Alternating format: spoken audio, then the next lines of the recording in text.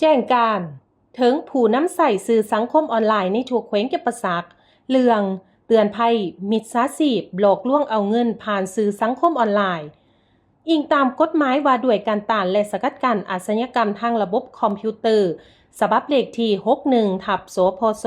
ลงวันที่15 กรกฎาคม 2015อิงตามโคตกลงว่าด้วยการแต่งตั้งคณะกรรมการคุ้มครองอินเทอร์เน็ตแขวงเก็บประสักฉบับเลขที่1444/คปคจสลงวันที่23 ธันวาคม 2025อิงตามสภาพการตัวจริงและปรากฏการณ์ย่อท่อที่เกิดขึ้นในสื่อสังคมออนไลน์ในปัจจุบันแผนกเทคโนโลยีและการสื่อสารแขวงเก็บประสักผู้ประจำการห้องประธานคณะกรรมการคุ้มครองอินเทอร์เน็ตแขวงขอแจ้งเตือนมายังผู้นำใส่สื่อสังคมออนไลน์ทราบเกี่ยวกับปัจจุบันมีกลุ่มคนบ่หวังดีแอบอ้างนำใส่บัญชี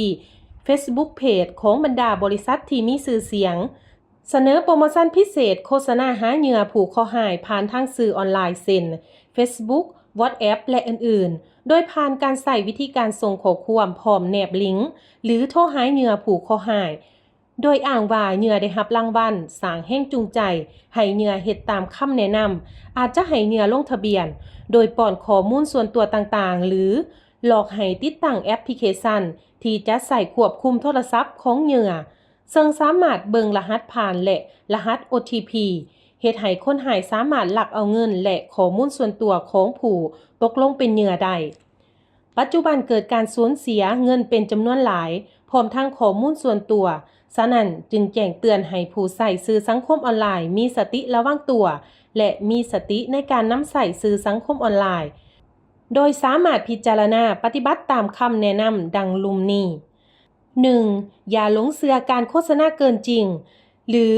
มีที่มาบ่น่าเชื่อถือถ้ามีการเสนอเงินหรือรางวัลหยังโดยบ่ฮู้ความเป็นมาให้คิดไปก่อนเสมอว่าแม่นการหลอกลวง 2. อย่าหลงเชื่อจากการได้รับโทรศัพท์จากเบอร์แปลกว่าเบอร์ของท่านจะถูกปิดต้องลงทะเบียนเบอร์โทรในตอนนี้หรือบัญชีของท่านมีปัญหา 3. บ่ควรกดลิงก์ใดๆก็ตามที่มีแหล่งที่มาบ่น่าเชื่อถือบ่ควรติดตั้งแอปพลิเคชันที่บ่ฮู้อยู่ในห้างค้าทางการที่รับประกันความปลอดภัยเช่น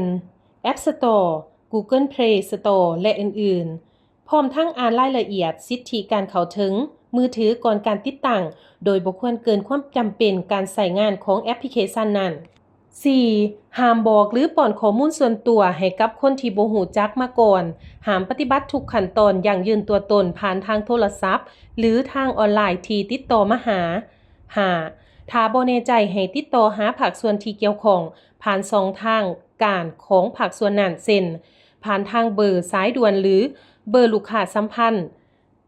ลาวโทรคม101 Unitel 109 ETL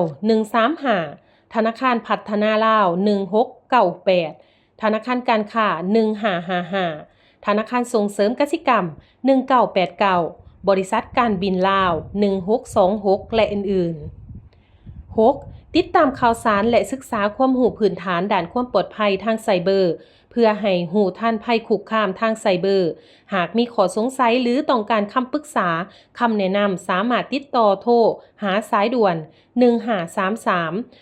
ศูนย์การต้านหลอกลวงทางออนไลน์หรือติดต่อแผนกเทคโนโลยีและการสื่อสารผ่านช่องทางที่มีในเว็บไซต์ Facebook แผนกเทคโนโลยีและการสื่อสารแขวงจำปาสักโทร